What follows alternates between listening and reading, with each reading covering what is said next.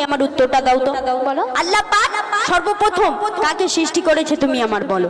আল্লাহ প্রথম হ্যাঁ, কাকে সৃষ্টি করেছে তুমি আমার বলো। পিতা আদমকে সৃষ্টি করে। তাহলে আল্লাহ পাক সর্বপ্রথম সৃষ্টি করেছে পিতা আদমকে। তাহলে পিতা আদম কি মেয়ে? পিতা আদম তিনি সকল জাতের পিতা, তিনি হলেন একজন পুরুষ।